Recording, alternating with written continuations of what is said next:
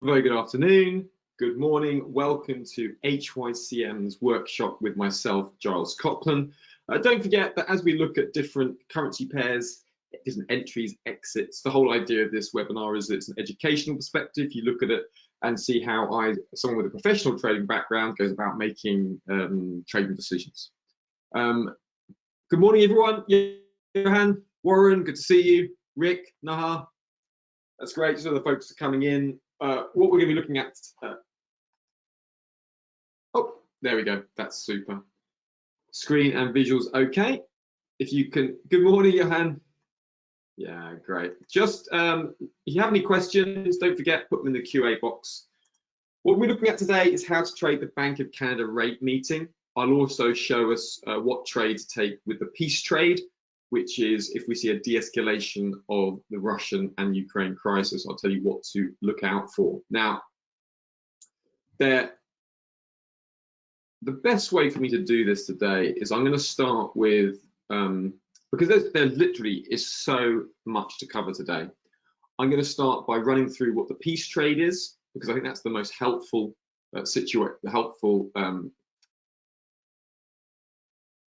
aspect to look at. Then we'll look at the Bank of Canada rate meeting, and then we'll see how we're doing there with time. So that's the way we're going to look at the session. If you've got anything you want me to particularly cover, just put it in the Q&A box or the chat box, and I'm very happy to do that. Right. So first of all, let's look at the peace trade. Now, I want to show you something. If you just take a look, and this is my charts that I'm using as part of an analyst with Financial Source. If you just take a look at the charts, you'll see that today, if you notice, markets are leaning a little bit more risk on in the currency space. Now, there's a couple of interesting things here. The CAD being the strongest of the day isn't perhaps a surprise because oil prices have surged higher. You can see they've just pushed above that $100 a barrel, surging up to $110, right? Now, CAD tends to gain as oil tends to gain. We know that relationship. But what's perhaps more surprising is the Aussie and New Zealand dollar are both firmer. Now, from a medium-term perspective, both the Australian dollar and the New Zealand dollar have reasons to gain. Now, the Reserve Bank of Australia met recently, and if you go look at my blog, blog.hycmlab.com, go under Central Bank Watch, you see that I put up the latest interest rate decisions, and I published the RBA one, but also look, here's the one from the RBNZ, and they have really forecast much higher interest rate forecasts coming for the New Zealand, and that should support the New Zealand dollar from a medium-term perspective. The Reserve Bank of Australia, they have also taken a far more kind of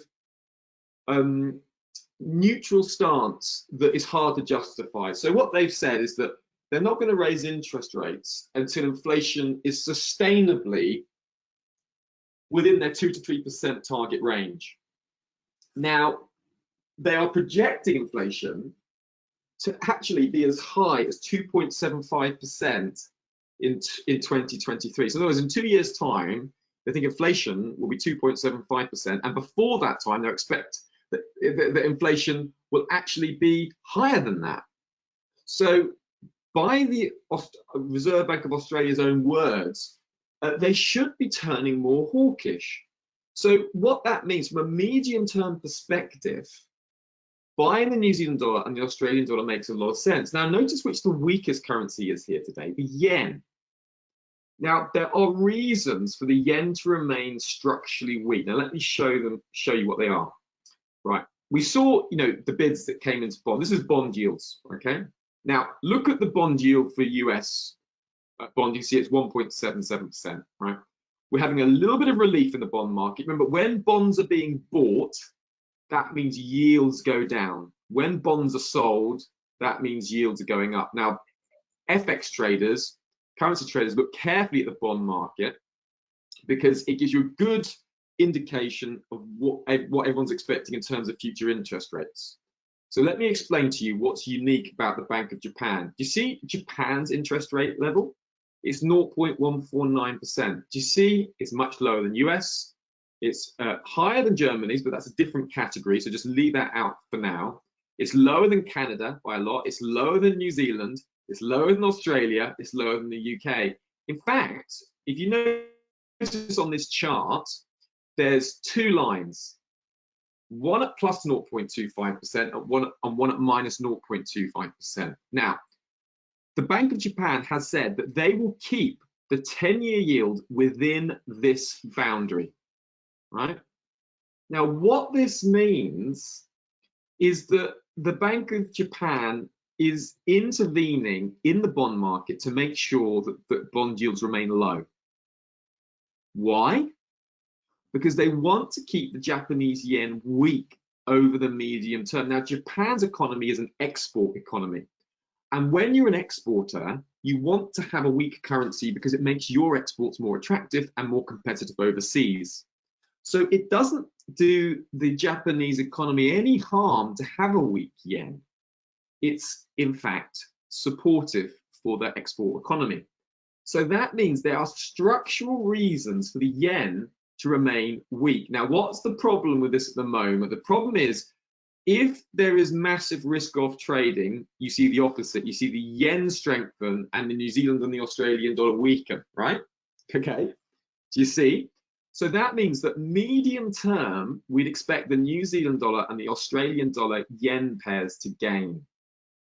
So these pairs are excellent in terms of risk on trading, right? So what we want to look for here is, say we get like, you know, say there is a headline which says President Putin announces there is peace in Ukraine, or President Zelensky, the Ukrainian president, says we have arranged a peace deal with Russia, right? You'd expect the Aussie yen pair to surge higher and remain higher. So what you could do is you could enter at market with stops just underneath 82, looking for a structural move higher back up to 86. With the New Zealand dollar yen, you could again look for a potential buying at market with stops just underneath 75. Now, there are risks to this trade. And even though the bond yield spread, you see it's moving higher, so that the bond yield spread between New Zealand 10-year and the Japanese 10-year. Now, those who are cleverer amongst you will know that actually, with Japanese 10-year yields capped, really, as long as New Zealand yields keep moving higher, then the New Zealand dollar should keep moving higher structurally, right? And if you look at the bond yield of New Zealand, you see, oh, well, look, what's the New Zealand bond yield? Look, it's the highest of all the GA economies, because the RBNZ are the most hawkish of all the economies. And if you look at my blog, you can see, look, they're expecting a terminal rate at 3.35% by March 2025. Okay? And they recognize that the higher interest rates will be needed to make sure inflation is kept in check. And also, Governor Orr said that, you know, more interest rate hikes could be expected. Yeah. Furthermore, the central bank's tone was more hawkish, as it was prepared to move in larger increments if necessary. Okay, so they hiked by 25 basis points. They saw it was finely balanced between 25 and 50 basis points. And, you know, it's just all, and then they revised up their projections. So hawkish, hawkish, hawkish. Now, all of that means structurally, medium term, New Zealand dollar yen, Aussie yen upside makes sense. Now, at the moment, because of the risk profile, it's risky to trade those in the short term. So what we have to be aware of is those risks. But should there be peace, Aussie yen, New Zealand dollar yen pairs should fly higher. Okay, so that's one of the best peace trades. Another peace trade would be oil markets lower. Now, oil markets are surging higher on the Russian-Ukrainian crisis. But should there be peace, we'd expect these oil markets to move quickly lower, and we can just see we are in that key overhead resistance. So for those who like fading risk and think that this will blow over, that's a perfect area to go short, and you can put stops relatively tight just above 115. Now, I'm not doing that. And I do think the geopolitical Russia risk will fade. And I'll tell you why. Because if this escalates further, that means Russia will be in conflict with NATO. NATO have a clause in their agreement amongst NATO members, clause 5, that an attack on one member country is deemed to be an attack on all member countries. So that would mean if Russia, say, attacked Poland, or they attacked France or Britain, that would be an attack on NATO as a whole, and that would literally would be World War III. And it raises the chances of nuclear war, etc., etc. So the stakes are very, very high. Now, Russia latest communications this morning is giving markets a little bit more relief, because some of the things they've been saying have been more conciliatory. So they're not going to want to have countermeasures, financial countermeasures that shoot Russia in the foot, okay? The Kremlin's also said early this morning, and this is what gave risk sentiment a little bit of a boost, when Russia said that they are open to more talks, and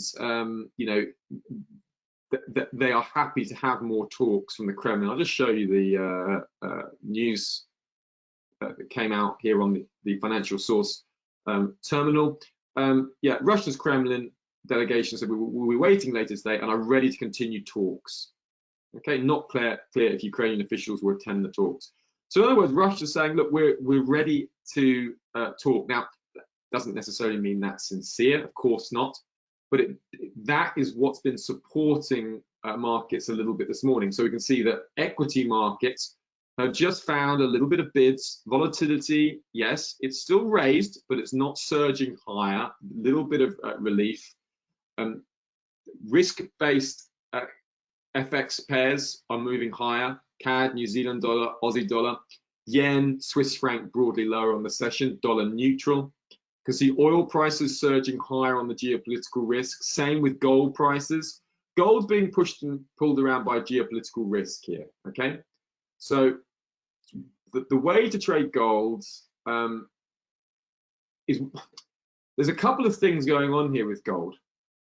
Okay, the way that I trade gold is that I wait for real yields and the dollar to be moving together. So you can see here at the moment, the blue line, which is like real yields, I use the proxy for real yields tips. As that pushes lower, that's what's been supporting gold higher. Now, the reason real yields have been pushing lower is because of the bids we've been having in bonds. So inflation remains high, but the nominal bond yield has been dropping lower. So let me just show you here. There's the nominal bond yield. Let me just show you on the right chart. Here's a nominal bond yield. So you see the nominal bond yield has been dropping lower, right? So that nominal bond yield dropping lower, means the real yield drops lower because inflation remains the same. Now that is a great environment for gold. If the dollar starts moving lower as well, then gold will just fly.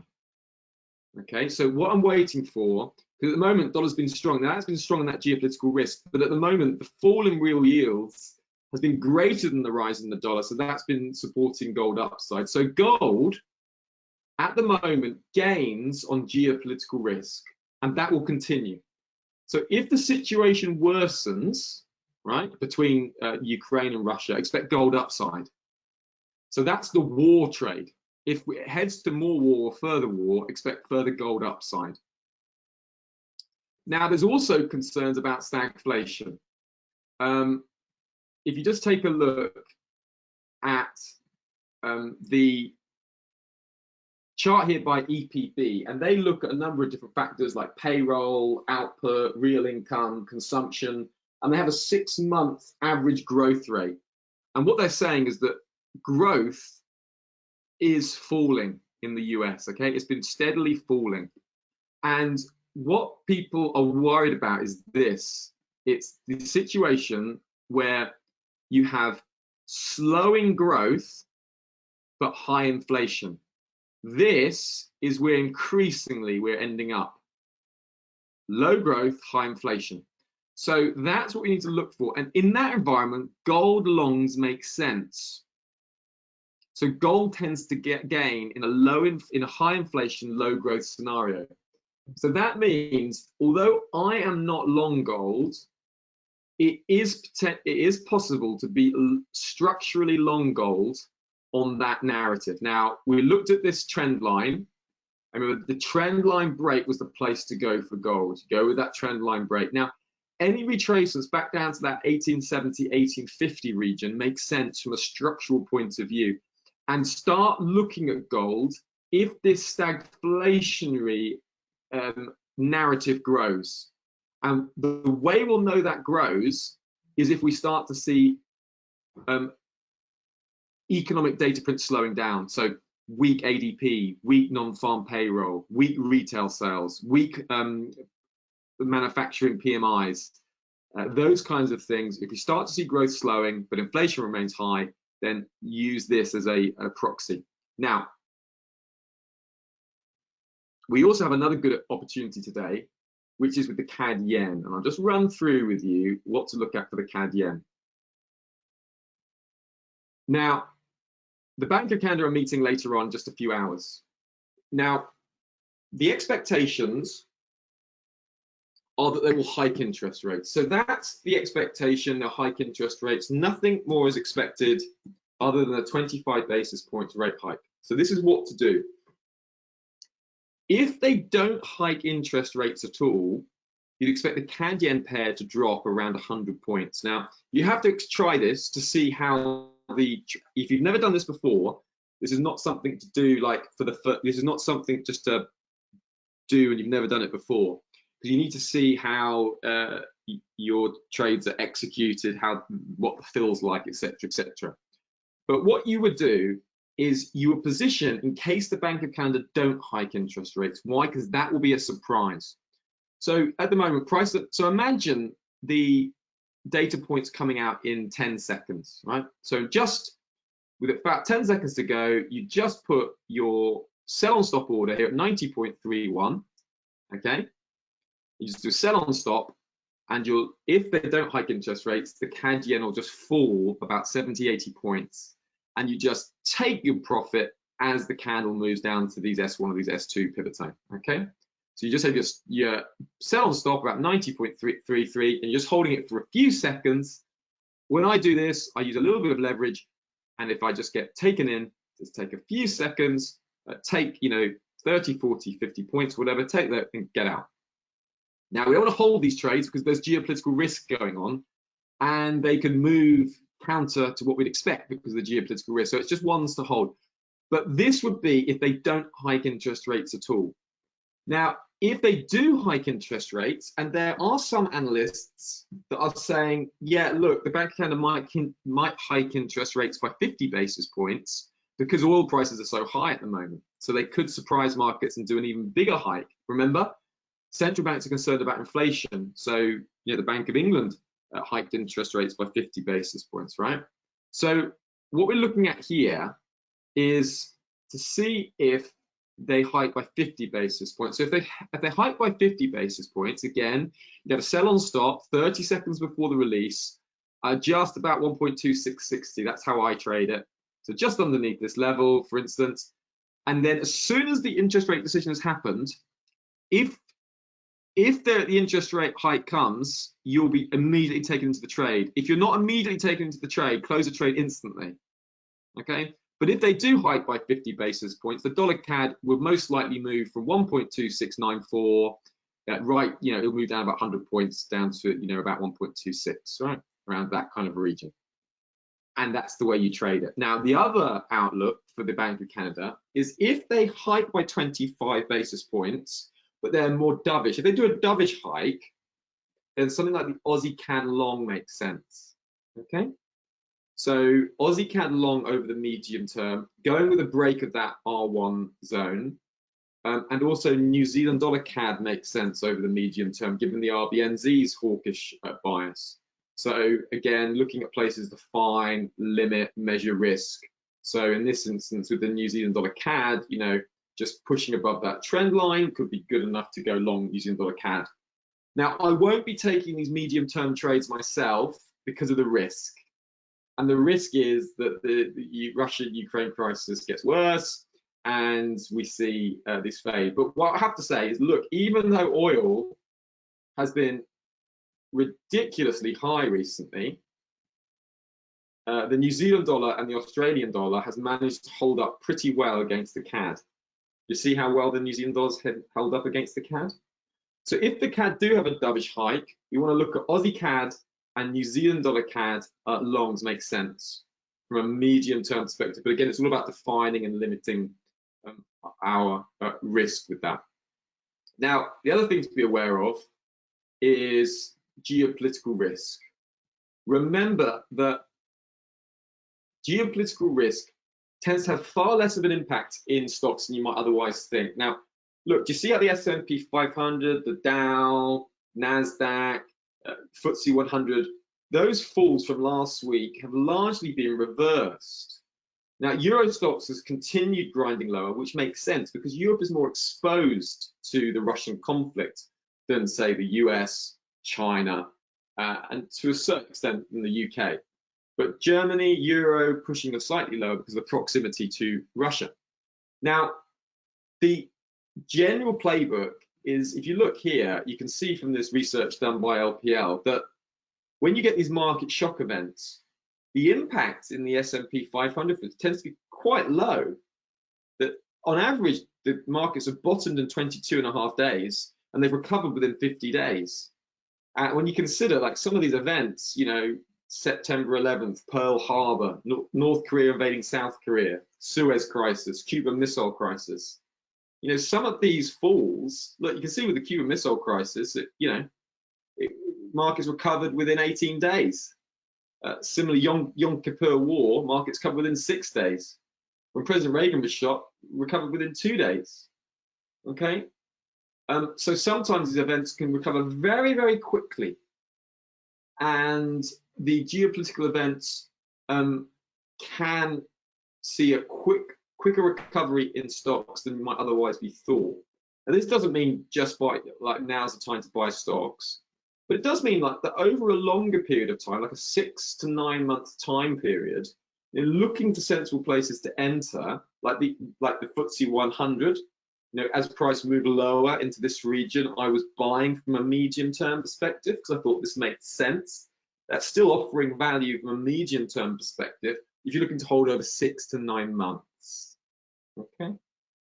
Now, European stocks are offering better value than US stocks because you can see here, like UK still to take out those post-COVID highs. So we still are, you know, in a decent potential area for further upside in the FTSE 100. Where when you look at the US, you can see that, you know, they overtook those pre-COVID highs and some with all that very loose fiscal stimulus. But even these pairs could offer dip buying opportunities. And similarly in the major pairs, one way of expressing a good recovery in the Aussie and the New Zealand dollar would also be against the Aussie New Zealand dollar and the New Zealand US dollar pair. Okay, and they're not trades I'm in, but there are trades that have good reasons for. The main risk, obviously, is if there is further geopolitical risk, then you see dollar strength. Okay, the dollar gains on geopolitical risk when it's extreme, like the yen and the Swiss franc, and that would negate the Aussie, New Zealand dollar, US dollar outlooks. Okay, folks, I hope that gives everyone enough ideas. I hope that helps you understand really what's going on. At the moment, number one focus is geopolitical risk. And the trade we want to look for is Russia and having peace with Ukraine. That really opens great potential for the Aussie yen, New Zealand dollar yen upside. I would favor probably New Zealand dollar yen upside for a spike. Folks, I hope that helps.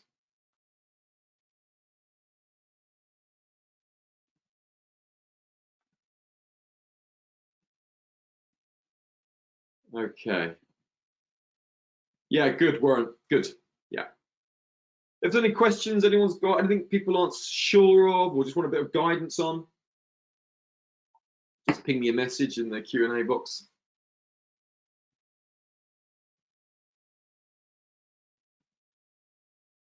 Yeah, that's it. I thought that was the way to do it, Warren. Really, is look, what's the way we trade out of this? You know what I mean? Very sad, the Russian-Ukraine, terrible, the poor people. And I feel terribly sorry for the poor Russians even. You know, you imagine yourself, you're 19, 20-year-old, you're told you're going on a training drill, and then all of a sudden you're in Ukraine with your family, extended family members might be there. It'd be so traumatic. So really, you know, thoughts and prayers with the Ukrainian people at the moment. It's absolutely awful. So I really do hope we see peace. So at least we've got a nice trade to get out of the peace trade, which will be, you know, good to see a bit of good news on this. All right, okay, folks. Great. Well, thank you all very much. Thanks for your support, Warren. Thanks everyone for the support. Don't forget, we'll be back here on Monday, week on Monday, and we'll be looking at the key risk events we're coming up. Aussie, New Zealand dollar looking good structurally medium term. So start looking at those. Pop up on my blog. I do have another piece on the RBA. Make sure you read that, okay? RBA and RBNZ are really interesting at the moment. And remember, particularly with the Bank of Japan, there's, just see it, I think I've got it here. You